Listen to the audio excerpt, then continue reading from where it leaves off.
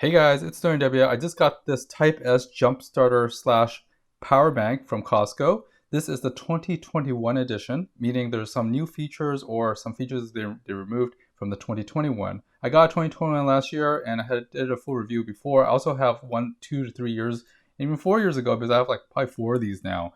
And I've been buying it from Costco and stuff, which is pretty nice. Now, this one for 2021, they actually got rid of the wireless charging. Right now, they just have, but they do have a USB-C charge port as well as a regular USB-A charge port in the side thing, and it's all rubberized. And they have a regular micro USB charge point that charges this thing too. You can also use a USB-C to actually charge this battery as well. There's the port for the jumper cables. There's the stats in the back, and there isn't any more wireless charging, like I said.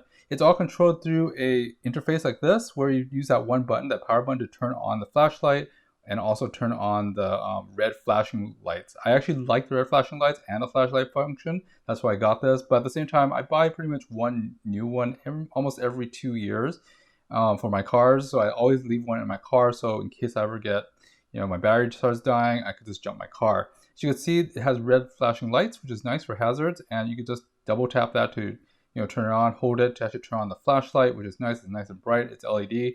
The best part about this is that it has a USB-C in and out, and that's what's really nice about it, because you can actually put 9 volts at 5 or 9 volts in at 3 amps, and also it charges at USB-C, so you could quick charge your cell phones and stuff. You also quick charge this thing.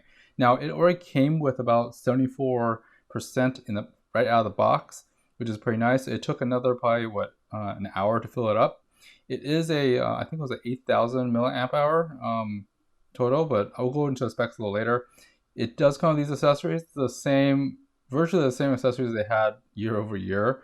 They haven't really changed much. It's still the jumper cables. You have the micro USB charger cord, and also this jumper cable, of course. And there's a little light on there, but most of that functions go on that screen. It has a really small USB-C charger, so for your car. So that's really about it. Let's put this stuff back in there. But yeah, this little bag and stuff, it all fits, which is nice. I basically put that the battery on the other side, and it fits pretty well. It is really snug when it fits in that bag, but like I said, once I charge it up, I'm gonna leave it in my car for the next 6 months or 3 months. And I charge it again every 3 months. So yeah, that's my emergency backup. But like I said, USB-C, so you could use it with smaller devices, mobile devices, and also USB-A for a little bit slower charging. But 2 ports coming out, great lights. Let's go right into some of the detailing of the back. So this is what the specs have. So you can see it actually does 9 volts at 2 amps and 5 volts at 3 amps for the USB-C port, and it also charges at like 9 volt at 2 amps and 9 volt and 5 volts at 3 amps for the USB-C going in.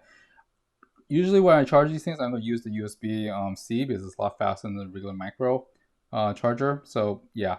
The flashing lights is good, like I said before, and like I said, it takes around roughly, I think it took around another hour to finish the charge. So if you had this already drained up in about like probably halfway in about 2 months, it'll probably take a good couple hours to charge. So I usually leave this when I'm going on to like a 6-hour trip. I just plug it in when I'm driving, and then just make sure it's ready for a trip. Or even before the trip, I charge it up, and then during the trip, I just leave it plugged in. Now, when I charge it, USB-C. So always use a USB-C because it's much faster.